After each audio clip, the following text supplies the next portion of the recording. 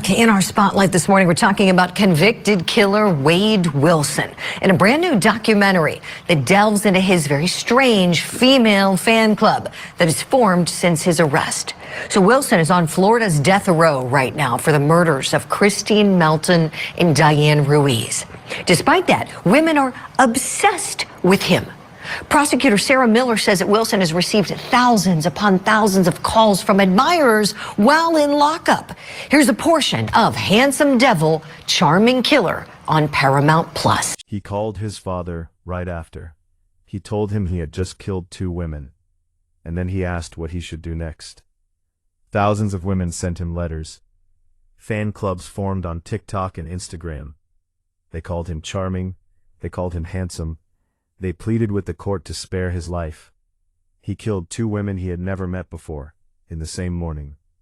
He told police he would be willing to do it again. He told his father he did it because he just wanted to. And the letters kept coming. Wade Stephen Wilson was born on May 20th, 1994, in Florida. His biological parents were both teenagers, 15 and 14 years old, when he arrived. Overwhelmed, broke, and completely unequipped to raise a child, they placed him for adoption almost immediately after birth. He was adopted by Steve and Candace Wilson, a couple from their church in Tallahassee. Candace Wilson would later describe her adopted son as a great kid. Adults loved him. Teachers loved him. He was charming and social and easy to be around. By every external measure available to a parent watching a child grow up in a normal home in a normal neighborhood, he appeared fine. But adolescence changed things. Wade Wilson suffered multiple concussions during his teenage years. Head injuries whose effects on impulse control, on behavioral regulation, on the capacity to think through consequences before acting on them, would later become central to his defense. A neurologist who testified at his trial said brain scans showed trauma and impairment that might explain some of Wilson's impulsive behaviors.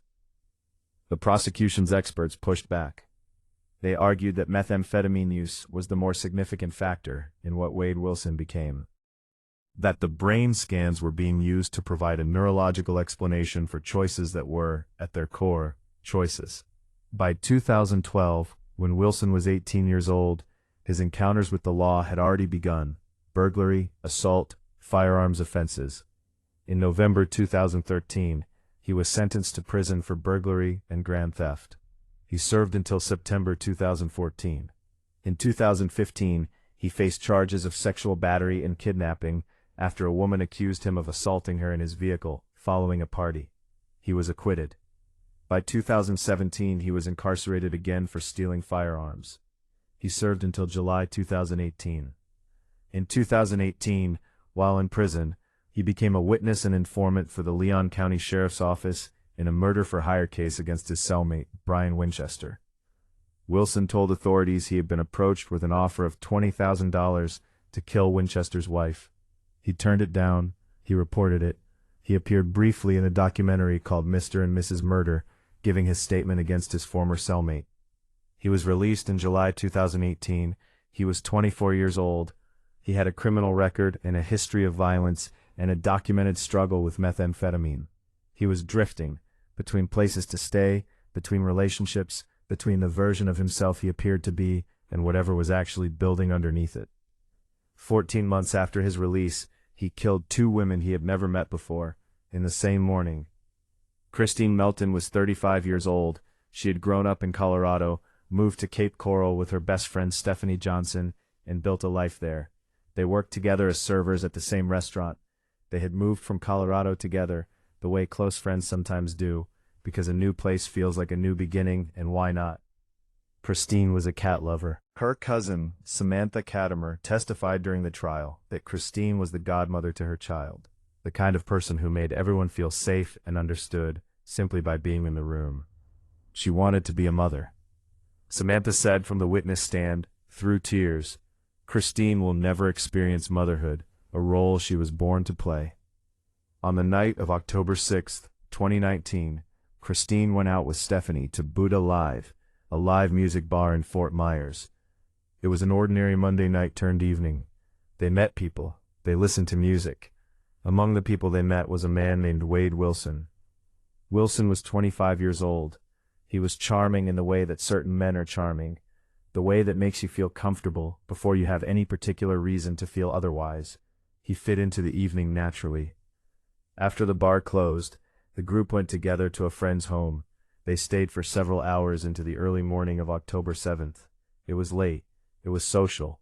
It was the kind of night that ends and you go home and you sleep and everything is fine. Everything was not fine. Wilson and Christine left together. Her friend Stephanie was dropped off. And then it was just Christine and Wade Wilson, heading to her home in Cape Coral. Christine Melton fell asleep in her own home, in her own bed, the way you do when you have had a long night and you are finally back where you are safe. Wade Wilson strangled her to death while she slept. He then stole her car. He drove away. He left her there. Christine Melton was 35 years old. Diane Ruiz was 43 years old.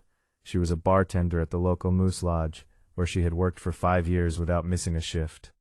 Her co-worker, Linda Giancola, said that Diane was the heartbeat of the bar, that she always had everybody's back, that she had a really loud laugh you could hear from a mile away. She was a mother. She had 2 sons, Brandon, 29, and Zane, 19. She had a new fiancé. Life was going well. She was not in crisis. She was not in danger. She was just a woman walking to work on the morning of October 7th, 2019, a walk she had made dozens of times before, half a mile from her home to the bar where she was known and loved and expected to show up. Wade Wilson was driving Christine Melton's stolen car when he saw Diane Ruiz walking on Pine Island Road. He pulled over. He offered her a ride. She got in. He strangled her inside the car. When he realized she was not yet dead, he drove the car over her body. Repeatedly, his biological father, Stephen Testaseca, testified in court about the phone call he received from Wilson shortly after. He said his son told him he had run her over until she looked like spaghetti. Those were the words Testaseca repeated on the witness stand, in a courtroom, while Diane Ruiz's son sat in the gallery. Wilson drove away and left her body in a field behind a Sam's Club on Pine Island Road. She would not be found until October 10th, 3 days later. Diane Ruiz was 43 years old. She had been walking to work. 2 women, no connection to each other, no connection to him, both dead before noon on October 7th, 2019. Christine Melton and Diane Ruiz had never met. They shared nothing, except a single morning, and the man who ended both of their lives in it. After leaving Diane Ruiz's body in the field, Wade Wilson drove to his girlfriend's business in Fort Myers. He tried to pull her into the car. She refused. She did not get in. Wilson then called his biological father, Stephen Testaseca, the man he had reconnected with in adulthood, the 15-year-old who had placed him for adoption, and whom he had eventually found and built a relationship with. He told his father he had killed 2 women. He described what he had done to Diane Ruiz in language that Testaseca would repeat verbatim on the witness stand 4 years later. He said he could not explain why. When Testaseca asked him, the question any father would ask, the question that demands some kind of answer, Wilson said, "I just wanted to do it." Testaseca and his wife called the police. They turned their son in. Wilson was arrested the following day. When detectives questioned him about the murders, he told investigators he would be willing to do it again. Not remorse, not shock at what he had done, willingness to repeat it. He was 25 years old. He had killed 2 women in one morning, and he told the detectives looking across the table at him that he would do it again.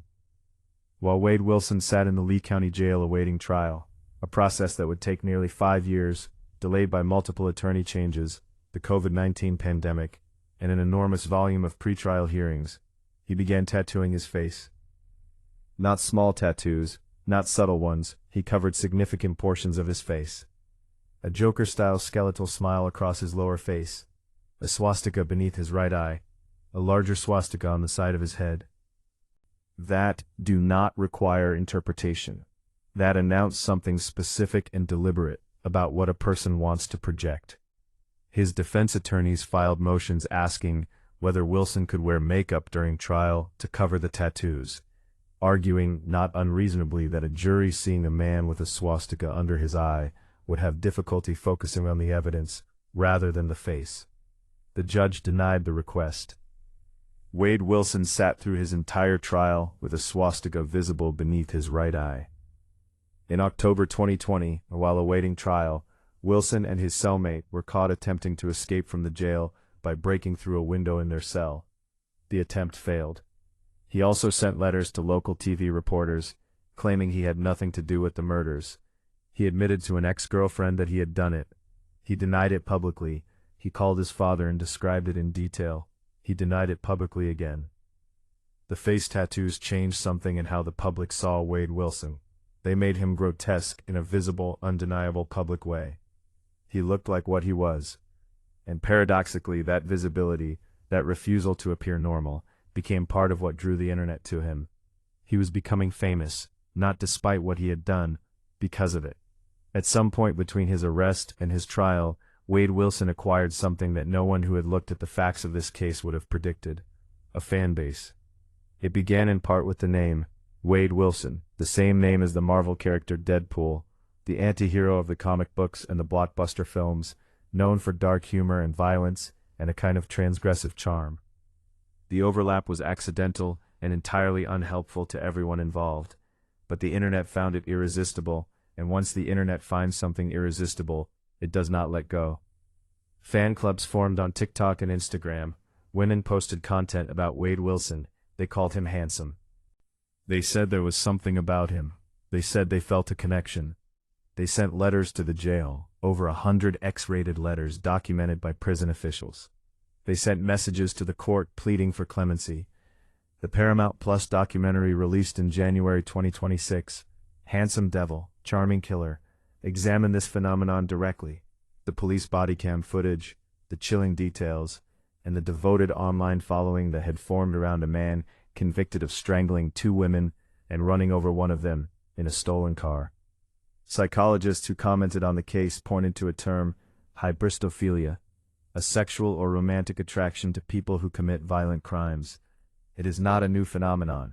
Notorious killers have received fan mail and marriage proposals throughout the history of the American criminal justice system. What was different about Wade Wilson was the scale. Social media amplified what had previously been a scattered, largely invisible phenomenon into something public, organized, and loud enough to reach the courts. Thousands of messages arrived asking for mercy for a man who had told investigators he would be willing to kill again, who had described what he did to Diane Ruiz's body to his own father and shown no remorse in the telling, who had covered his face in hate symbols while awaiting trial. Diane Ruiz's son Zane Romero was 19 years old when his mother was killed. In 2019, he appeared on camera and said, "I want my mother to come home." By the time the trial concluded 5 years later, he was watching thousands of strangers on the internet argue that the man who murdered her should be allowed to live. Christine Melton's cousin Samantha Katimer had said in the courtroom that Christine would never experience motherhood, a role she was born to play. That fact did not trend on TikTok. 2 women were killed in one morning. Their families buried them. The internet made a celebrity of the man who did it. Wade Wilson's trial finally began on June 3, 2024, nearly 5 years after the murders. The delay had been caused by a combination of factors: multiple changes in legal representation, the disruptions of the COVID-19 pandemic, and the sheer volume of pretrial motions in a case this complex. The prosecution's case was, by the standards of the evidence available, overwhelming. Wilson had confessed to his own father. He had admitted it to an ex-girlfriend. He had told detectives he would do it again. The physical evidence placed him at both scenes. The stolen car connected the 2 murders to a single perpetrator and a single morning. His defense presented what it could. A neurologist testified about the brain scans, the trauma, the impairment, the possible neurological explanation for impulsive and violent behavior. His adoptive mother, Candace, spoke about the child she had raised and loved. The concussions were documented. The brain damage was real. The prosecution countered with their own experts, who argued that methamphetamine use was the more significant factor, that brain damage does not compel murder, that Wilson had the capacity to know what he was doing, as evidenced by the fact that he had chosen to do it, driven a car to a second location to do it again, called his father afterward, and told detectives he would repeat it given the opportunity. Assistant State Attorney Andreas Gardner summed it up for the jury in plain language. This case was about killing for the sake of the killing. On June 12, 2024, the jury found Wade Wilson guilty. Guilty of the first-degree murder of Christine Melton. Guilty of the first-degree murder of Diane Ruiz. Guilty additionally of grand theft, battery, burglary, and petite theft. In the sentencing phase, 9 of 12 jurors recommended death for the murder of Christine Melton. 10 of 12 recommended death for the murder of Diane Ruiz. Judge Nicholas Thompson reviewed the jury's recommendations. He had the power to accept or disregard them. He accepted them. He sentenced Wade Wilson to death. Twice. Wilson was emotionless and stone-cold throughout the entire proceedings, witnesses said. He sat with a swastika visible under his right eye and received 2 death sentences without apparent reaction. The families of Christine Melton and Diane Ruiz wept silently. The sentence was handed down in August 2024. Wade Wilson was transferred to death row at Union Correctional Institution in Rayford, Florida. No execution date has been set. What has been set in motion is a legal fight that, if it reaches its full potential, could do something far larger than stop one execution. It could rewrite Florida's death penalty law. Here is the core of the argument Wilson's attorneys are making.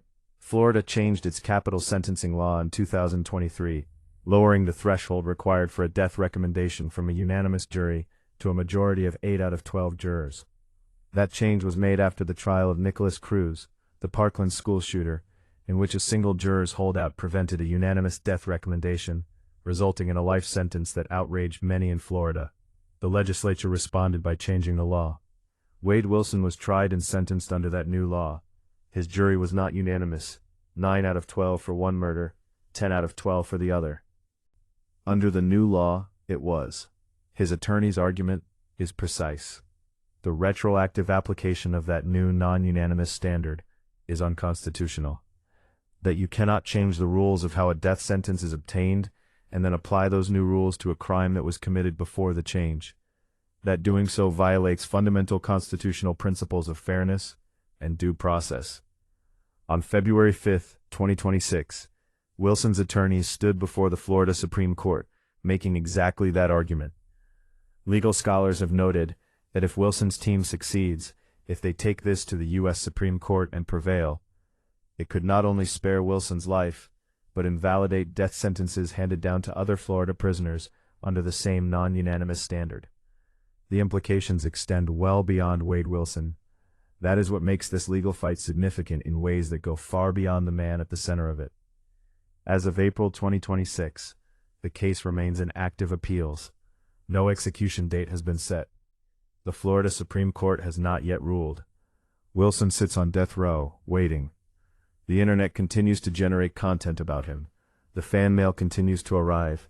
The families of Christine Melton and Diane Ruiz continue to wait for a finality that the legal system is not yet prepared to deliver. The case that began in a bar on a Monday night in 2019 is now a constitutional argument that could reshape capital punishment in Florida.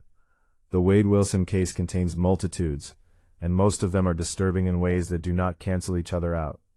There is the crime itself, 2 stranger murders in a single morning, connected by nothing except the man who committed them and the stolen car that drove between them. 2 women who had never met each other, who had no connection to their killer, who made ordinary decisions, going to a bar, accepting a ride, that on any other morning, in any other circumstance, would have been entirely unremarkable. Only 10% of homicides in the United States are committed by strangers.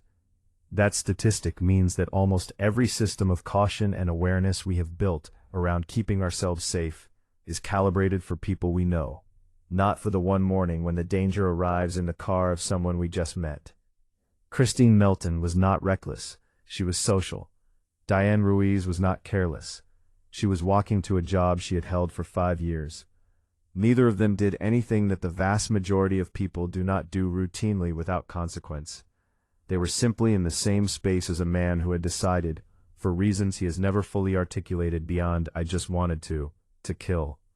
Then there is the fan club phenomenon, the hyperstophilia, the thousands of messages to the court, the TikTok accounts, the documentary that explored it. The fan club is not harmful. It is not a curiosity. It is an active, organized public campaign on behalf of a man who murdered 2 women and expressed willingness to murder more. It reaches the courts in the form of clemency petitions from people who have never met the victims, do not know the families, and have formed their opinions based on a filtered, aestheticized version of a man who in reality covered his face in hate symbols and described running a woman's body over in a stolen car to his own father. The families of the victims have had to watch this happen. Zane Romero, Diane Ruiz's son, said he had no one to celebrate with after his mother was gone. He was 19 when she was taken. He has lived through the trial, the sentencing, the appeals, and the ongoing reality of an internet ecosystem that treats his mother's murderer as a celebrity. And then there's the constitutional question, the non-unanimous death penalty law, the legal fight that could outlast this case and reshape how Florida sentences people to die. That fight is not about whether Wade Wilson is a good person, or a reformed person, or a sympathetic person. It is about whether the rules under which he was sentenced are constitutionally valid. Those are different questions, and the legal system is designed to answer them separately. But they exist in the same case. They are happening simultaneously, and the families of Christine Belton and Diane Ruiz are living in the middle of all of it. The appeals, the fan accounts, the documentary, the constitutional arguments, while trying to find some stable ground in grief that has had no stable ground since October 7th, 2019. 2 women killed in one morning, one man who said he just wanted to, and a legal system now deciding whether the process that sentenced him to die was constitutional to begin with.